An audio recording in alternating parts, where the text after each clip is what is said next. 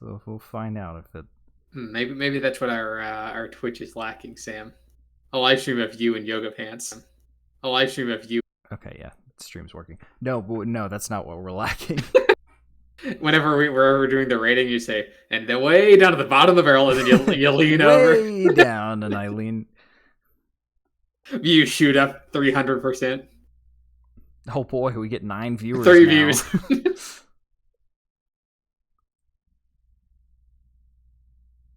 Oh, Matt has posted 2 new suggestions in the suggestion box. Ooh. What do they say? I'll give you a wild guess. I mean, I'm going to guess at least one is Green Day, if not both. Yeah, there you go. You got it. They posted 2 Green Days? Revolution and Dookie. That's right, and Dookie. Yeah, I knew it was going to be Dookie. Dookie. Not going to suggest anything past those. No. Uno Dos Trace. I think we'll have to talk to him about that Dance Gavin Dance thing. I might just have to send him that image I sent you before. Won't even talk to him about it. Not an intervention. Matt, your father and I are worried about you.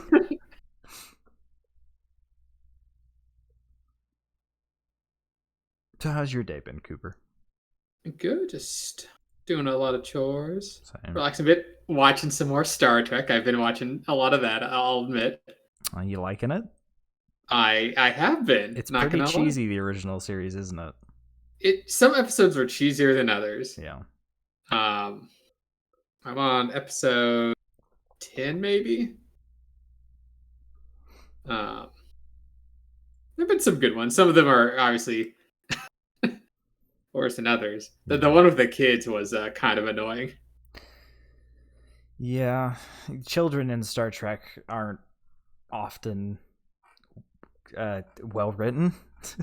They're written very annoyingly. And also, since I'm an adult, I can recognize where I'm like, oh, they just happen to go planet that's identical to Earth just so they can use a reused set from the Andy Daly show. Yeah, I mean, if you can't bring that into it because almost so much of TV is filmed in there. There's that exclusion zone around Hollywood. You know about that? No, I recognize that, it's a kind of a necessity in filming, but their excuse was it's just an exact copy of Earth, and they never elaborate on it. Yeah, they go back to the 50s a lot. There's a lot of 50s. No, but this wasn't even time travel. They just found a planet that looked like Earth. That's the other thing. They find planets. They're just like, oh yeah, look, it's an alien planet. It's desert. Because that's what surrounds Hollywood. No, this planet was literally, they said it looked like Earth. It zoom out, it was Earth. It had like Florida. You could see everything. What was the plot though? Why was their exact copy of Earth? They never explained it. No, okay. That's it. They just they were going to be on the set of a 1960s TV show. And they had to explain it somehow. So they're just like, the planet looks exactly like Earth. Okay. That's feasible. Is it? Sure, why not? And I guess in the Star Trek term, sure.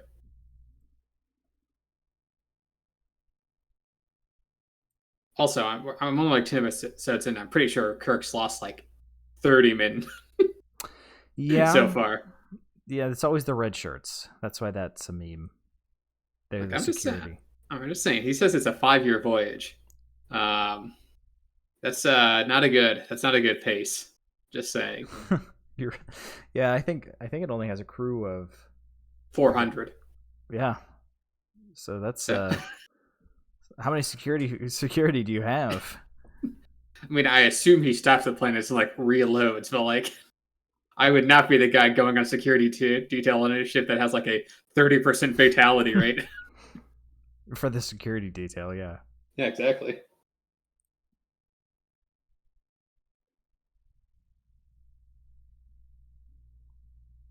Yeah, I'm enjoying it.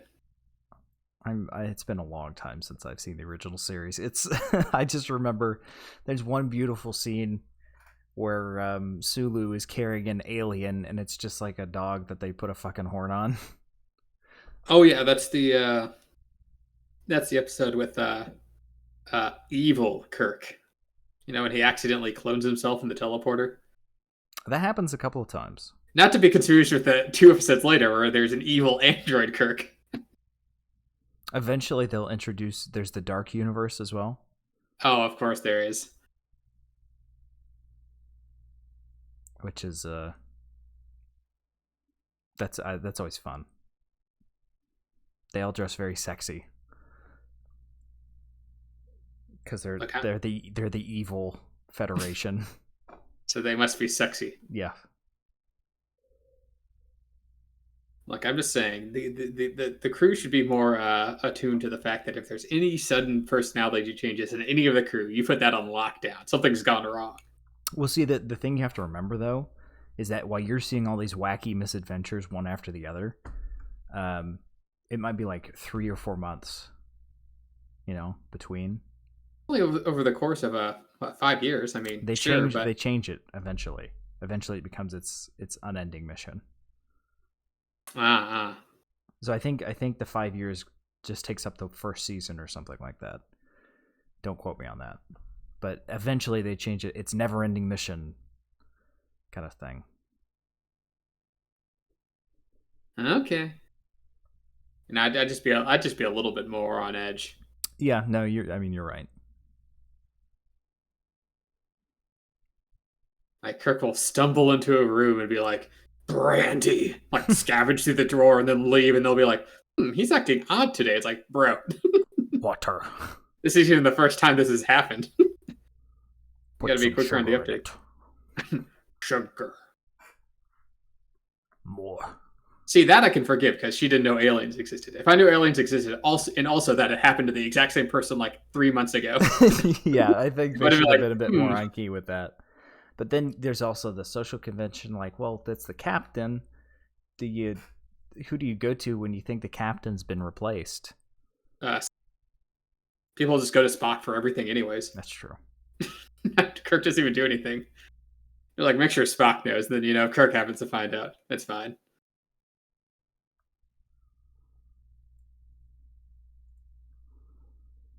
Which, to be fair, he is the best character on the show, so. I always like Bones.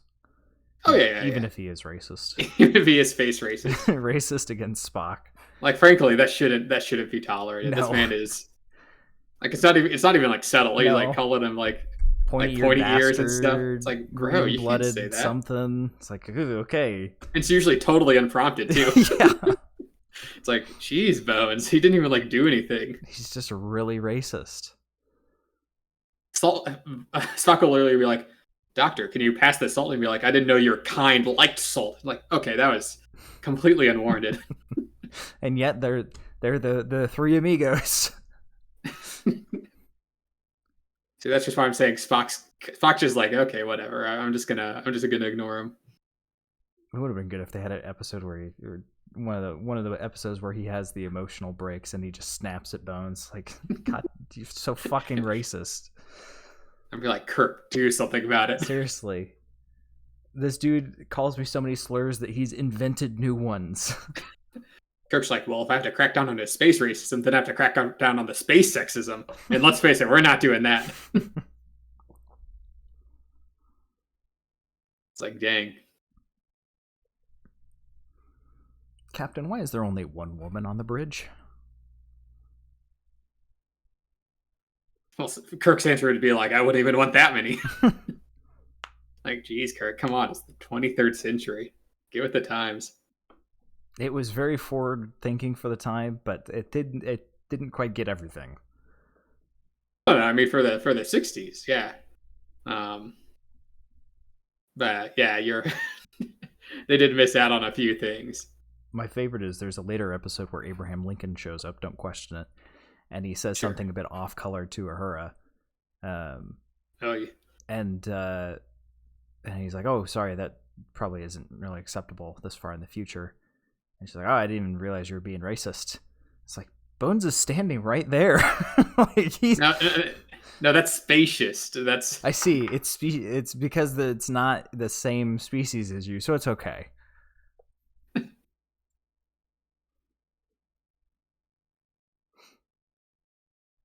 Oh man, I do like it though, even though it is dated at times. Yeah. Have you got? You haven't probably haven't gotten to the Tribble episode yet, have you? No. And seen the old school Klingons? No. There's been no Klingons yet. I can't remember when they come into it, but they obviously didn't try very hard with the makeup, and then when they do try harder in the next generation, they have to like kind of explain why Klingons look different than they used to, or But at even least the ones that you saw before looks like that. What's even the explanation? Genetic experimentation. Ah.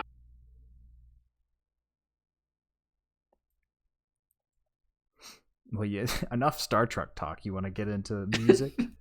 I do. All right. Well, hello, everyone, and welcome back to the Audio Shop podcast. This week, we are looking at On Guitar by Masayoshi Takanaka, who is a Japanese guitarist who I need to grab a picture of to put up at some point because he's pretty badass. You just like that he's wearing a tucked-in shirt with khakis. More of the surfboard guitar. The surfboard guitar is pretty cool. That's what I was talking about. I'll give him points there.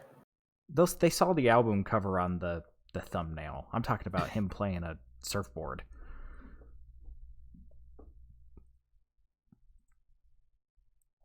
Now that is pretty cool.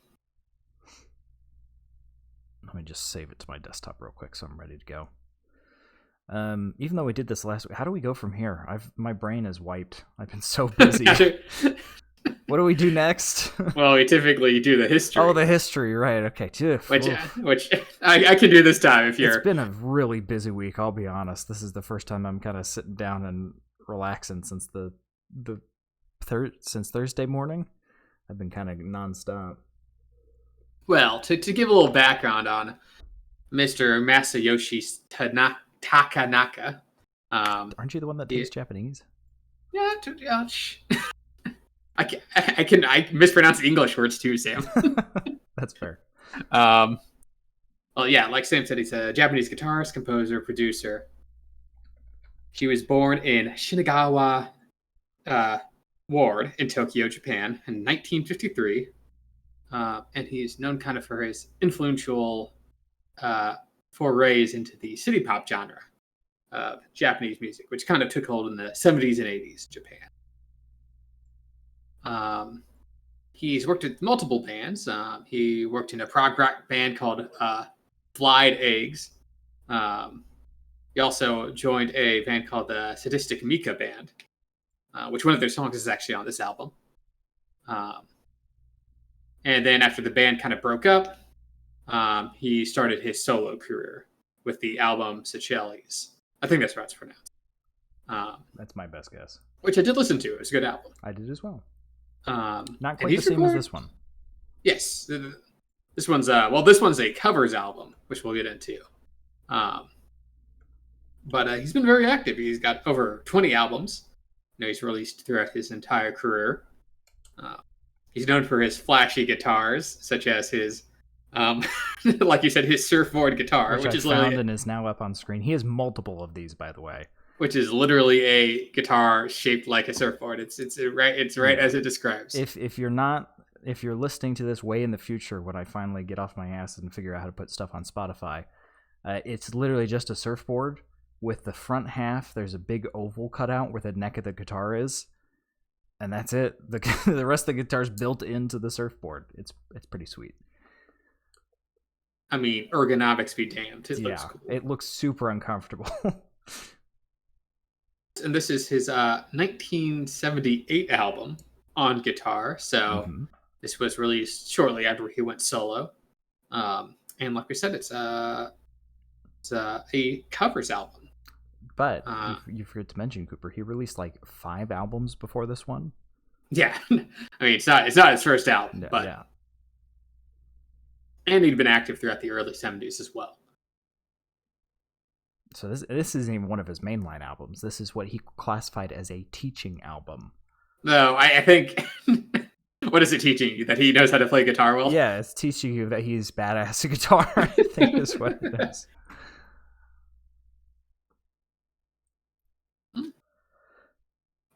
But I think with that, we can Jump into the album. Yeah, get on into it with track number 1. Track number 1, Breezin'.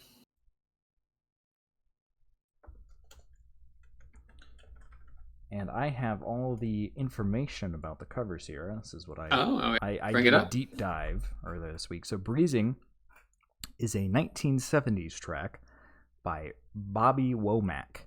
It was Bobby Womack in 1971 on High Contrast and performed by Gabor Szabó. It's Szabo with the little grav mark, which, like Cooper said, I could barely speak English too. It reached number 43 on the R&B charts that year. So this was a 1971 track that he rewrote into kind of a jazzy, funky style. And that style holds pretty consistent throughout this album. Yes. I mean, it's a purely instrumental album.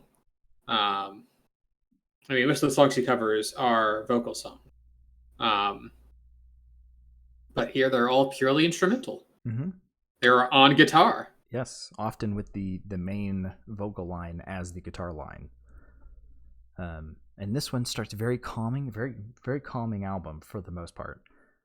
With some light, airy synth and nice little bongos before the guitar just kind of rips in, which is a little less calm, and the drum set kicks off. The guitar work, I mean, I think it kind of goes without saying, this is a man that plays a surfboard. Yes. But he's quite good at guitar. And he goes for this kind of I mean, I'm not super familiar with the guitar terms, but I want to say fretted. Is that the word? Kind of a guitar sound throughout the album. And especially it has kind of this almost echo effect on it that kind of gives it some depth. Often he plays with himself as well on the guitar. Whoa. Okay, good. I mean, I don't know what's going on in that studio, but... but this one also has some really serious bass. Like right in your face. It is mixed high up in there, which is pretty nice. Oh yeah, the bass is quite ever present on this album as well, which makes sense given its kind of Japanese jazz and city pop influences. Mm-hmm. Bass typically plays a pretty prominent role in those genres. And I'm not sure who his bass player was, but they're quite good as well. I had that information in front of me at one point, but I didn't write it down. And then jumping to the 115-ish mark on this track, kind of has like this whoopy filter on the guitar. I didn't know how else to put it. That Whoopi Goldberg? Sure. From Star Trek The Next Generation. No. It's the main focus. It's kind of good to break up the sound occasionally, which is really nice.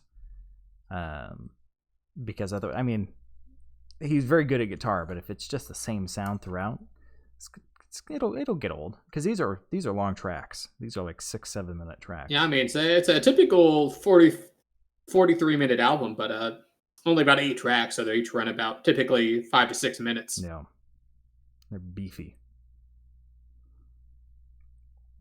So plenty of time for him to stretch his legs and do nice guitar solos. Mm-hmm. Yeah, that breakdown at 245 with all the percussion. Oh yeah, the 245 with the heavier use of bass, the percussion. Mm-hmm. It's also got, like you said, that extra fretted effect, which especially comes in at like the 415 moment. Yeah, I liked the solo and the freestyle at the end of this a bit more. I like the established theme.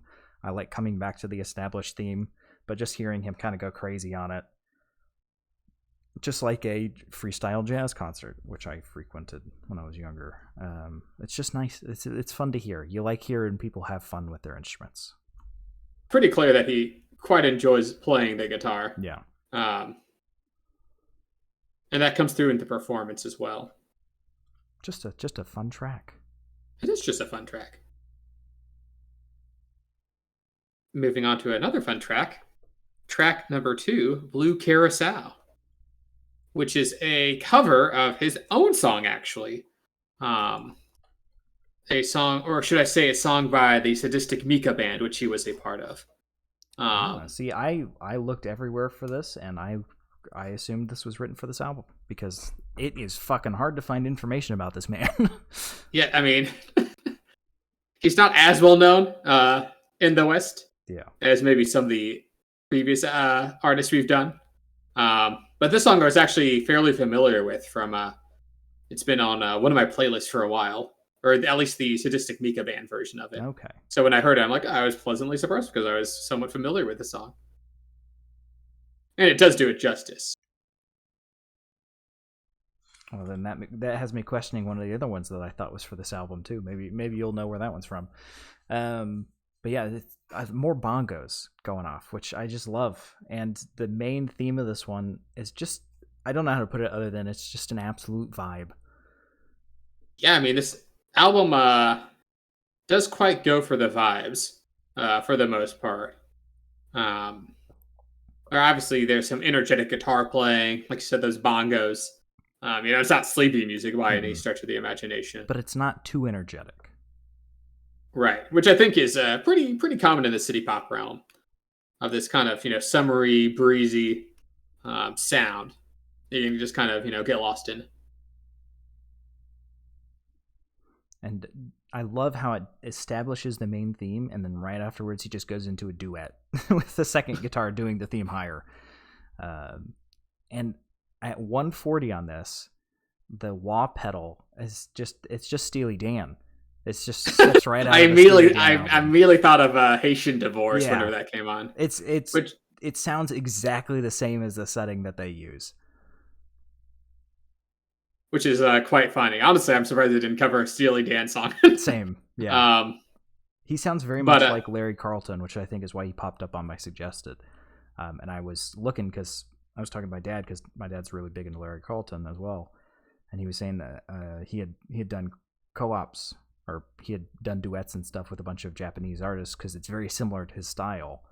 And sadly, Larry Carlton and Takanaka have never done anything together. But the tie-in there is Larry Carlton was a guitarist for Steely Dan for quite some time. Yes. And now he does jazz. I call it jazz, but it's probably further away from jazz than what most people think of jazz. No, but this the wah wah part takes over the vocal line. That's so cool. And I also really like the at the 3-minute mark, where it goes into that kind of synthing back breakdown with that extremely frenetic guitar. Just the combination of it. We get some of that loopy guitar back as well from the first track. Yes. As a duet partner, but the Steely Dan setting is always alone. Yes. He really wants that to shine through. Which I think this is the only song that really uses that. There's one later on where it's used very, very sparingly. But it's just for like 1 5-second section. And every time I hear it, I'm like, oh yeah, more. And then it goes away because I forget. But he doesn't really bring it back on this album, which is kind of a shame because, man, if it's not good. It's good, but I'm also glad that he kind of lets it just exist on this song as well. That's true. It makes this song much more unique. Yeah, I mean, this album doesn't have like super diverse instrumentation. No, not at all. So it helps this one stand out a little bit more. Speaking of diverse instrumentation, the bongo on this loops hard, but it never gets annoying, which is nice. But man, I think it's got like maybe 4 bars, if that. The bongo's never super in your face anyways. Yeah. And plus, there's not much you can... I guess you can do quite a bit with bongos, but if you're just laying down a main beat, it is going to be pretty loopy. Pretty straightforward. Yeah. Jump into track number 3 if you're ready, Coop. Yeah, track number 3, Just the Way You Are. Which is the cover of the Billy Joel song by the same name. Yep, he's doing a Billy Joel cover, of all things. And he doesn't hit that last note on the Just the Way You Are, which really bugs me. Because he does Just the Way You, and then he doesn't do the R. And every single time I'm like, okay, he's not doing it. And really, I mean, the only big similarity is that main lick. Some of the other ones, it's a little more subdued with Is he doing a direct cover? Is he not? This one is like, yeah, this is just the song. Yeah, this is definitely just the way you are. I actually have a pretty funny Billy Joel story. There was a period several months ago where I was working an outage, which essentially meant that I was working very long days and I get up very early. And I was in a different city and I was using a rental car, and my phone would automatically connect to the car and start playing every time I turned it on. And for whatever reason, the song it always started on was on my iTunes was Uptown Girl by Billy Joel. And let me tell you, by the third week of getting up at like 5:30 in the morning, the last thing you want to hear is Billy Joel's Uptown Girl. Especially when he says it like that, really, Uptown Girl. Do you hate the song now? It's kind of embedded. It kind of gives me PTSD every time I hear it now. That's why you never use a song you like as an alarm. Because it just becomes associated with bad thoughts. Not that Uptown Girl was ever my favorite Billy Joel song, but now I definitely don't like it. It was an okay one before. Not the best, I'll be honest. But this is another Billy Joel song, Yes. which it's fine conversion. It for some reason it just feels a bit empty compared to the rest of the songs on this album. I really like the breakdown sections though. A lot more of a, I guess, casual cover. Yeah. Like you said, it pretty straightforward cover overall. Not that just the way you are has ever been a super complex song, anyways. Though it does have this kind of, I say that, but in another breath, I'll say it does do some kind of, I'm not gonna say questionable, but odd choices, like that little wah na na na na breakdown it does after the chorus. See, that's the one part I really like.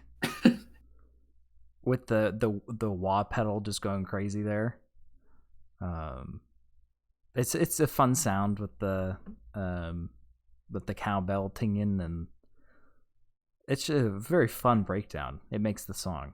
The one thing that I thought was odd was those sax squeaks mid song. You know what I'm talking about? I thought those were clown horns. No, it was a squeaky sax. Oh, they're pretty squeaky. I think I listened through a couple of the songs that this was covering, and I thought I heard something similar in the main track, like the original, Just the Way You Are. But I only have a limited amount of time, so I couldn't pour over all of that, especially with how busy I was this week. I mean, I already did way more research into this one album than I've done for most of the previous ones, I think. There's just something about it that just draws you in. Yeah, it's kind of fun that it's a pretty, it's a city pop take on some pretty well-known Western classics. Mm-hmm. I mean, we'll get into it later, but he also covers some pretty well-known artists. Yes. Although I would argue Billy Joel's pretty well-known. No, yeah. I'm definitely counting Billy Joel. And this track, I said it starts empty. It does fill out a bit more as it goes on. But it also, that's when it stops trying to be a direct mimic of the main lyrical line. He kind of just starts freestyling as he does usually. It's still kind of light on the percussion, though. Yeah, there's percussion there, just a very basic drum, like, repetition. Yeah. And the ending as well is pretty unsatisfying. That chord hold at the end feels wrong. It's just not satisfying at all. It's like it's missing a final note or something. Anyway, moving on to track number 4 if you're ready, Coop. Track number 4, Mambo Jambo. Not Mambo Jambo, Mambo Jambo. It's Mambo Jambo. Which is also a cover, of course. It is a cover of a track by Perez Prado, who is the Cuban man who popularized mambo in the 50s. Takanaka did Mambo number 5, not the one you're thinking of, the one by Perez Prado. on his A little bit of on his album Takanaka. The original name was, let's see how good. I don't know if this is Portuguese or Spanish. Que Rico El Mambo, but was covered by Dave Barber under the name Mambo Jambo that same year in, I think it was like 1952, I want to say. I don't remember. It was in the 50s, but the same year he covered it, and it got really popular. And it's known as Mambo Jambo ever since, at least in English-speaking countries. And now it's being covered by Takanaka. Mm-hmm. And I mean, it sticks pretty close to the Mambo roots. Yes, it's a very high energy song. Another not so fun fact: a lot of the Wikipedia pages that list all the covers of the song in question did not have Takanaka on there. Takanaka erasure. Yes, but this song is much faster paced. It sounds like its name is what I can say to that. It sounds like Mambo Jambo. Yeah, it sounds like Mambo. I mean, it's a bit playful song, though, almost to like a I don't know what's the term, grading extent. Like there's some very good piano in the background, but it's a very plingy piano, very in your face. Yeah, I mean that's fair. It's a honky tonk piano, Cooper. Don't you like honky tonk? I mean, I'm not against honky tonk, but I think maybe it's a little too jaunty for my tastes. Yeah, the build-ups at 45 and 50 aren't the best. This kind of, I don't know how to describe it. It's not like building towards a bass drop or anything, but it's just kind of like a crest that should amount to something, but it just kind of ends up being choppy.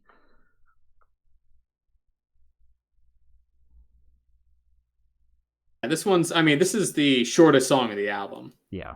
By a pretty significant margin. This one's only 3 minutes long. Which, compared to the other songs that are all like 5 to 6 minutes, I think he realized this song couldn't really overstay its welcome. But the Steely Dan guitar sound is back in this one. It does come back for just a little bit at the end. That's the only song where it comes back. And it kind of fits, honestly, given that's already. It's a fun little song. It's not too long. It's not the best, but it's not the worst. Moving on then to track number 5, if you're ready, Sam. Yes, I am. Samba Party. Is it Patty? I assume it's a long A sound, so Party. Party. Either way, a Santana cover. Yes, Santana off of Abraxas in 1970, and it was released as a single in 73. This is one of the ones that does not list his cover of it. It lists all the covers of the song except for his. Well, I don't know about all of them, but he's not in there. And Takanaka has actually played with Santana.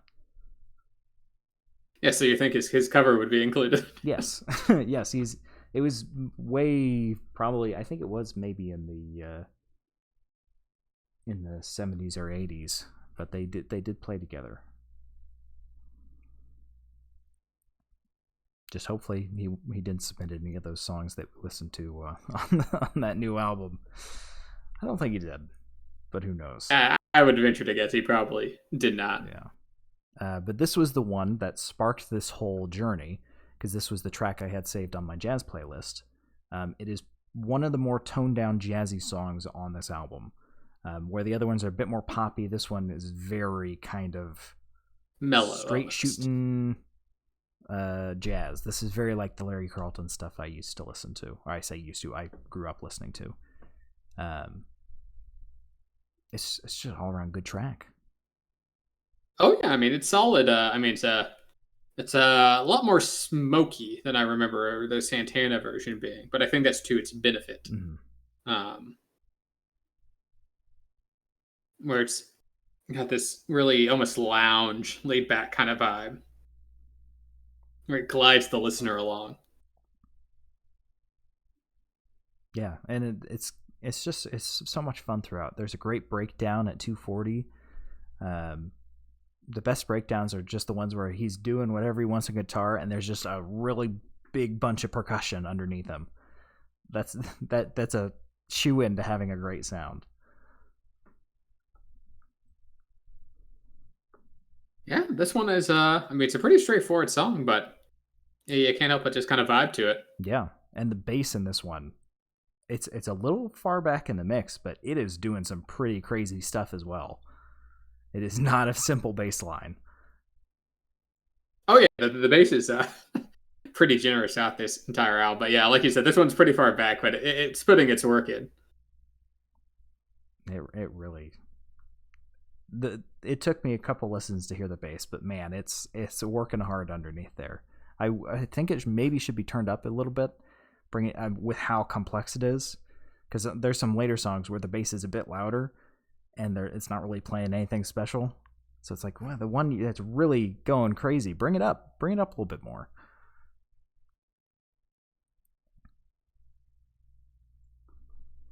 Overall, solid song. Yeah. Jump to track number 6 if you're ready. This track number 6, Rainbow, which is this one I couldn't find what it was covering. Aha! So this is the one he wrote for the album. Possibly. That's not to say it might be. It might just be. I mean, according to the source I found, it was written by him. Okay. And I didn't find it on any of the albums prior to this one. So I'm going to assume it was written for this album. See, that I can believe. I was trying to find, because Rainbow's kind of a pretty generic name. He also has an album called Rainbow Goblins, which makes it even harder. Funny name, though. It is. Okay, so I guess this is the one original track on the album. Mm-hmm. I thought Blue Carousel was, but I didn't look very hard with that one, I guess. I mean, you're kind of right. He did help write it, but it's with his other band. So it could be the case for this one as well, but he was listed as the only credit in the one website I found. Well, either way, I think it's a pretty delightful song. Yeah, the start of it is a little... I will say, listening to it, not analyzing it, completely fine. But when you're really nitpicking and like listening very close to type things, the piano, it's fun at first. The piano switches gears every note, but it got a little bit dizzying because it started going pretty fast. Didn't notice that too much. I was really keyed into it, which was what I was saying. If you're not trying to hyper-analyze a song, you won't notice it at all. It'll just be a fun effect. But it just jump around, but it didn't really bother me per se. Maybe I was dehydrated.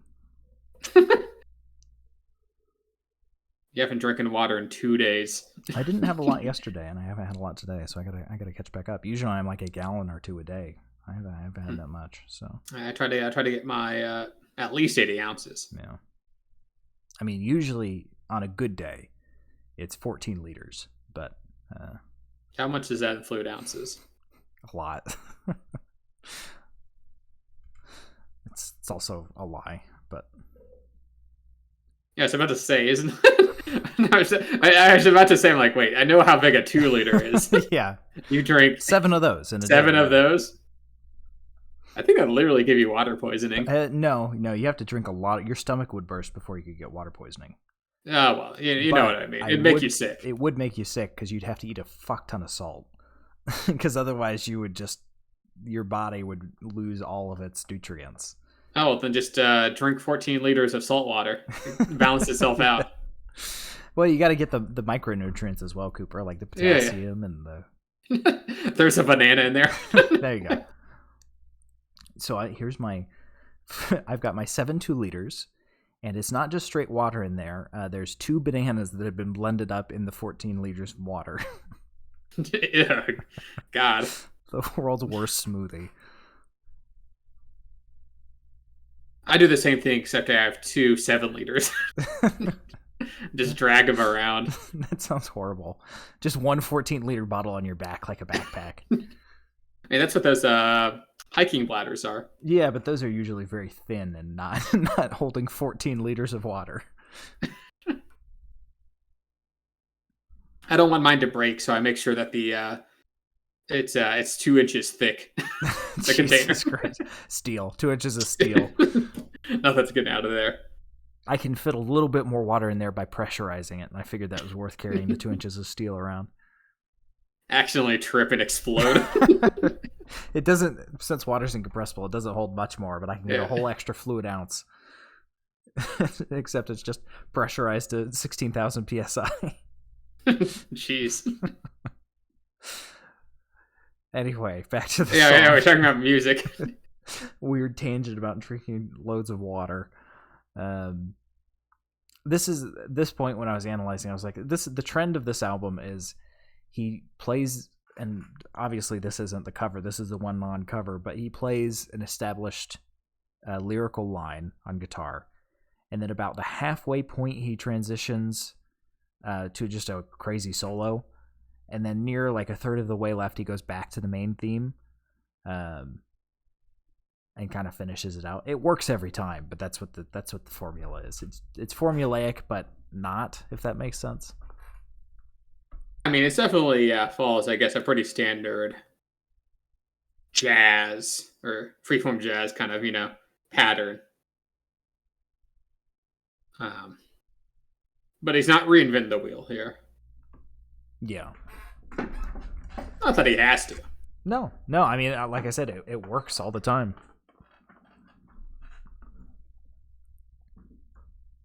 And just make the album quite enjoyable, I think. Mm-hmm. Mm-hmm.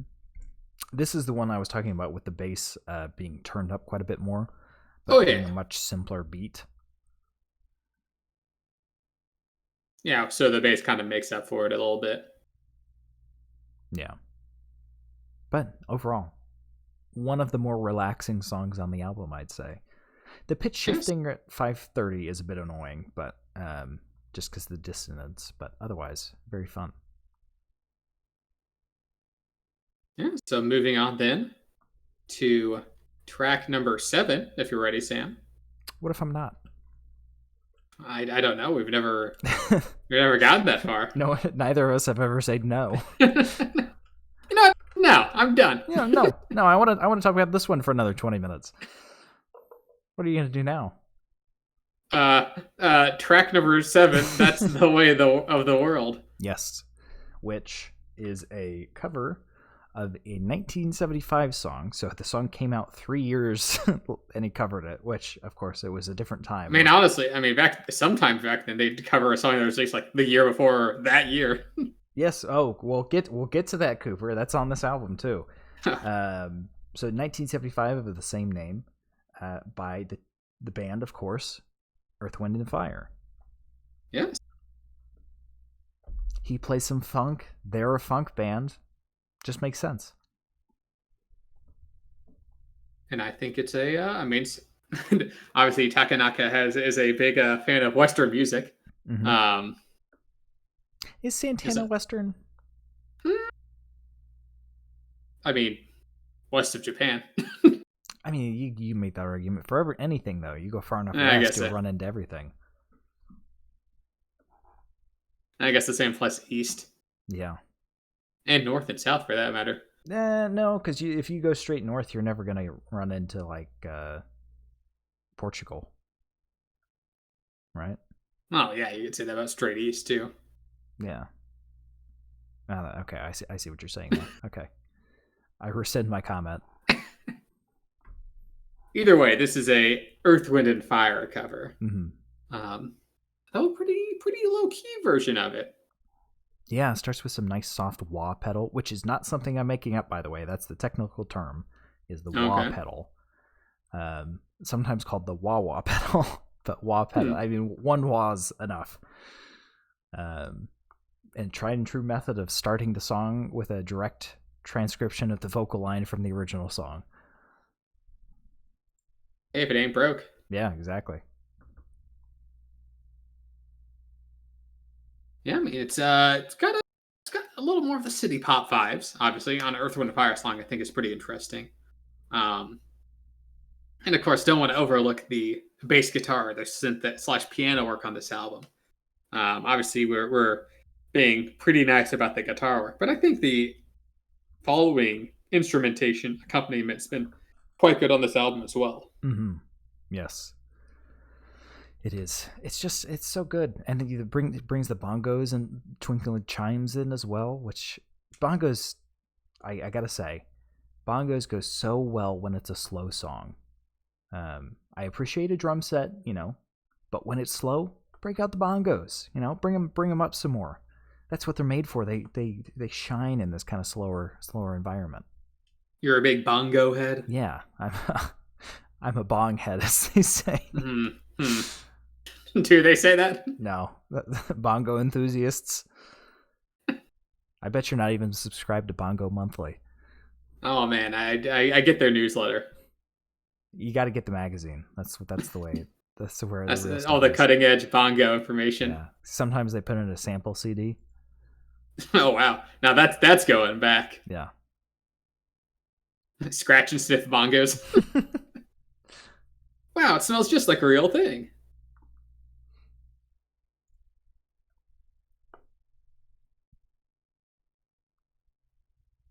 But I mean, it's just a pretty neat cover of the song.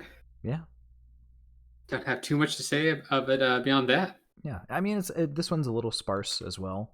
Not nearly as bad as Just the Way You Are, though. It's slow, so the tempo kind of helps with the sparseness. But yeah, just a all around good cover. And then going on to the eighth and final track, We're All Alone. Yes. Which is a cover of a song by Boz Scaggs, which was released in 1976 and saw medium success as a cover by Frankie Valli in 1976. No, so it was released in November 1976 and then saw more success in August of 1976, which I'm not sure how that works. It must have been released as a single in November. So the dude released an album with it on it, and before he even released his own single version of it, some other dude recorded it, and it was more popular. And then ain't that just the way, huh? It saw widespread success when Rita Coolidge covered it in June of 1977. Oh, and ain't that a kick in the nuts? Hey, well, I'm sure Boggs still gets the royalties, so I sure hope so. I'm not sure. It seems like a Wild West of covers back then. I'm not sure. Copyright laws weren't exactly what maybe a little looser. Cheaper. Metallica ruined that all for us with the whole Napster dispute. So, and now they get muted on Twitch when they try and do a concert during COVID. Get fucked. Ironic. We may have gone a bit too far in some places, to quote the famous director. But anyways, this song is the ending, the last song of the album, Mm-hmm. and it's starts off a little more low key, maybe even melancholic, you might say. Yeah, looking at just listening to the lines, he again does the tried and true method of taking the main vocal line and translating it to guitar, which is a bit strange with this one. It's kind of an odd progression. It sounds kind of unnatural on guitar. It's a bit odd in the original vocal line, but even on guitar, it's like, that's an odd note progression. I can see what you mean, but I guess it didn't really bother me too much, even if it is a little odd. Yeah, it's but just I do it's not horrible. It's just odd. It's weird. It's a weirdo. I'm a weirdo. You see my hat? You see my cover? That's weird. But I do like how the song builds up. Where it kind of builds up this dramatic energy. It kind of turns into a dramatic ending which I guess kind of makes it more fitting as the last song of the album. Mm.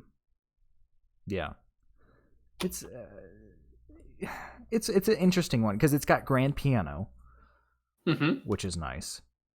For me, it doesn't really pick up until about the 3-minute mark when that solo kicks in. Just that grand piano sound with him wailing away in the background is just a huge step up from the start of the song.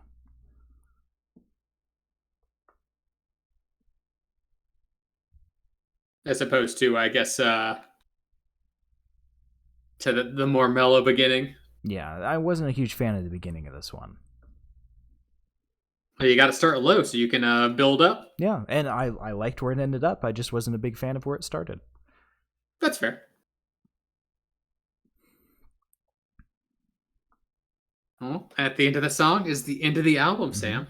Which so that's a very justified long fade out, which I don't object to at all. I think it works on a more dramatic ending song like this. I agree. Well, in that case, Sam, we're at the end of the album. What is your favorite song? My favorite from this song, album? I would have to say, originally, of course, it would be Samba Patti because that's what I had known about. But I think it's Blue Carousel. After listening to this album, I had to listen to this album like 4 times just to kind of get it all to sink in. Maybe because they were covers and my brain was wanting to fill in the gaps of the songs I already knew. But yeah, Blue Carousel really popped out to me as the one that I like the most. It's the most vibey. So what about you? What's your favorite one, Cooper? My favorite is also Blue Carousel. Oh, what do you know? Maybe it's just he's the most familiar with that, given it's his own work. Maybe. But obviously he had experience with the song, and I just think it's an overall fun song. I also really like the original version as well, which quite helps me liking this version too. Mm-hmm. In that case, Sam, what's your least favorite song? Least favorite is definitely Just the Way You Are. It's fine. It's just lacking something. It's a little sparse. I think that ending really kind of puts me off of it with that odd dissonant chord holding, and he doesn't finish the main vocal line. And maybe it might be just because I'm very familiar with Just the Way You Are because it's a popular Billy Joel song. And he just changes. He doesn't change it quite enough to get away from that. My brain wanting to draw comparisons. Not that I like the original song a ton. It's just they kind of clash in my head. That's fair. What about you? I mean, I think that's always a risk of a cover, right? Is that you're redoing a song that's already known, so there's a built-in point of comparison, and if you don't live up to it, then it's kind of automatically loses points, because you already know a version that's better than it. I guess mine's probably going to be Mambo Jambo. I didn't really care for it as a song. I mean, I'm not super familiar with the cover, but the kind of, I guess, jaunty plinginess of it was kind of grating. I mean, it doesn't overstay its welcome. Like I said, it's the shortest song of the album by far. But I don't know. I don't think the city pop and mambo sounds really gelled quite well on that song. Maybe a little too energetic for what was needed for the album. That's fair criticisms. I liked it fine enough.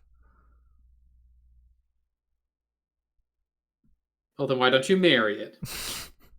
What are you, 4? All right, Mr. Wise Guy. Why don't you explain the rating system then, huh? Well, I will. Because you see, we at the Audio Shop podcast, many don't know this, but I was actually born in a theater while during a showing of the Michael Bay's Transformers. Mm-hmm. And thus cars are built in my DNA. And Sam, of course, was born during a showing. Sorry, he was conceived during a showing of Cars 2. So naturally, I was we looking up got when Cars. Transformers came out, Cooper, which was 2007. Cars 2 came out much later. Cars Yes, 2 was 2011. Yes, it aged you. You were born as an 11-year-old boy. Okay. Usually I go along with these bits, but those dates were pretty close. And as such, we're very car themed here on the Audio Shop podcast, meaning our top rating is Showroom. It's the tip top, the cream of the crop. This is the best of the best and can't compare with the rest. And then way at the bottom, you've got your scrapyard, your bottom of the barrel, the gross gooey stuff of like, when like you use one of the squeeze tubes of honey and you're really careful about it and you close it and yet it's always sticky on the outside. That's like just that feeling. It's like just gross stickiness. Yes. And then we'll give it like a high or a low, a like new, a fixer up or used rental as we see fit. With all that said, Sam, what would you rank this album? Oh, it's a tough one. I think I'll give it a high like new. Maybe depending on my mood, maybe a low Showroom. I think I really love the sound. There's just a couple of things on repeat listens that it's just like, I wish it did this a little bit better. I wish it did this a little bit better. If you had asked me yesterday, probably would have said Showroom, but it's right on that line. What about you? What are you thinking, Coop? I'm gonna give it a low like new. Not as close to a Showroom as yours is. Just because there's a couple of the covers where, maybe I like the original version a little bit more. Or I think it's a fun cover, but doesn't really add too much to the cover scene. Yeah, I guess is one of the risks of doing a covers album, right? The instrumentation is pretty excellent throughout. And some of the covers are pretty fun takes on the songs. Mm-hmm. There's just a couple that, maybe I don't gel with as much or kind of wish there was more original material. I know that's nitpicking on an album that's not made to be that. It's literally his quote-unquote instructional album. But I still think it's overall a really great listen. And worth giving a listen if you kind of want a unique take on some popular classics. That's fair. It's a fair take. I have grown up with this kind of sound, the city poppy jazzy ishness. So I'm more drawn to it than traditional jazz. But that's the album. That's it? Yeah. Now we're gonna roll on over to the spare tire, which is just whatever else we've been listening to this past week. And I did the first two albums, first 2 and 3/4 albums that Takanaka released. Seychelles, and I don't remember what the other two are. Takanaka is one of them. I remember that. I can't remember Self-titled. what it's called. But they are very different. Which makes sense. That's all original music. It's because I was listening through it as some of them as well. It's not quite the same jazzy, funky style. Much more poppy, a lot of vocals. So I'm gonna keep going. Not terribly into it. I definitely like this a lot more than it. But I think it's a case of where it's not really sinking in for some reason. I think I'm gonna have to do multiple listens to kind of get it in there. What about you? What have you been listening to? Kind of the same, kind of catching up on the Takanaka background. I'll probably listen to a couple of the albums from the band he was in, the Sadistics, aka Sadistic Mika Band. Mm-hmm. Just to see how they hold up as comparison, because I'm interested to see how he plays within another band's sound. It's kind of put me in a city pop mood, so to speak. Yeah, it's. I think I've come to realize that one of the things I enjoy about the style is city pop, so I need to seek some more of that out, I think.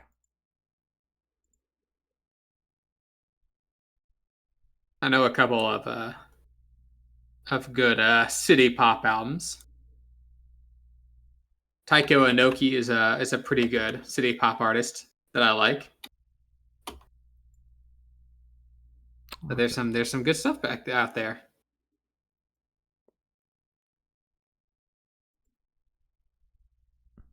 to check that out then. Well, I guess that's all we got for today. Yeah. So thank y'all for joining. And if you've liked what you heard and you want to hear some more, you can scroll down on the Twitch page and click the picture of Jeff Lynne, which will take you to YouTube where all the past episodes are. Had to release the first edited episode last week when we forgot to, or Twitch updated and screwed with our sound settings, so you couldn't hear anything for half an hour. It was our best reviewed episode of all time. And then if you're on YouTube and you want to listen to us live, and the description has a link to the Twitch, and we're live usually Sundays at 8 p.m. Eastern. What about Twitter, Cooper? Well, you can also follow us at Audio Shop Pod. That's POD on Twitter. We'll let you know what weeks we're listening to and what album we're listening to. We will be on break for next week for Labor Day. We'll hopefully be coming back the following week. We will not. I will not be here next weekend. Well, then 3 weeks' times. 3 weeks? Yeah, not if it's not the next 2.